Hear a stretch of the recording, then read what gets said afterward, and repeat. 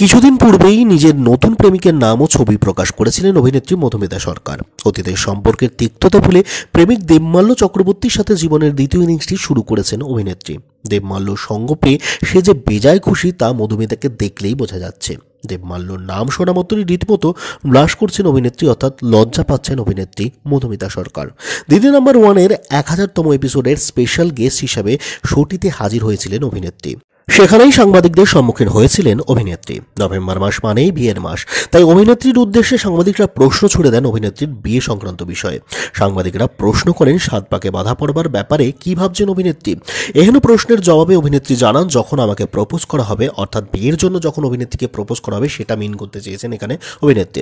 আমি সঙ্গে সঙ্গে হ্যাঁ করে দেব বলেই দিয়েছি। অভিনেত্রী আরও জানান, ওকে এই রূপে নতুনভাবে চিনলাম। এমনিতে তো বন্ধু ছিল, ছোটবেলার বন্ধু, হয়তো দুজনের প্রতি ফিলিংস ছিল, আমরাই হয়তো বুঝিনি, নিজেদের কাছেও বলিনি, একে অন্যকে বলার প্রশ্নই ওঠে না।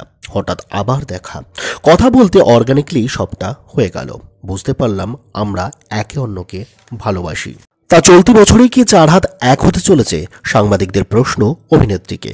অভিনেত্রী জানান যে এই বছর তো শেষই হয়ে গেল, তবে যা মনে হচ্ছে পরের বছরের শুরুতেই করে ফেলব। দিনক্ষণ ঠিক হয়ে গেলে সবটা জানাবেন তিনি, এমনটাই জানিয়েছেন। সাংবাদিকদের সামনে দেবমাল্যর প্রশংসা করতেও ছাড়লেন না অভিনেত্রী। দেবমাল্য প্রসঙ্গে অভিনেত্রী জানালেন, দেবমাল্য খুব মিষ্টি স্বভাবের, কাজের ক্ষেত্রে অভিনেত্রীকে খুব উৎসাহ যোগান তিনি। তাছাড়া সব থেকে বেশি যেটা দরকারি সেটা হলো সবসময় অভিনেত্রীর পাশে থাকেন তিনি। নাম ও ছবি প্রকাশে আনলেও দেবমাল্যর বিষয়ে বেশ কিছু প্রাইভেসি রেখে দিয়েছেন অভিনেত্রী। দেবমাল্য কী করেন, কোথায় থাকেন সে বিষয়ে কিন্তু কোনো কিছুই প্রকাশ্যে আনেননি মধুমিতা। তাছাড়া নিজের সামাজিক মাধ্যমটিকেও প্রাইভেট করে রেখেছেন দেবমাল্য, তাই বিশেষ কিছু জানাও সম্ভব নয়। মাত্র 18 বছর বয়সী পরিচালক ও অভিনেতা সৌরভ চক্রবর্তীকে বিয়ে করেছিলেন অভিনেত্রী মধুমিতা সরকার। তবে বেশি দিন টেকেনি তাদের সেই সম্পর্ক। 2019তেই বিবাহ বিচ্ছেদ হয়ে যায় দুজনের। বর্তমানে সেই বিয়েকে অল্প বয়সের ভুল বলেই অভিহিত করেছেন অভিনেত্রী।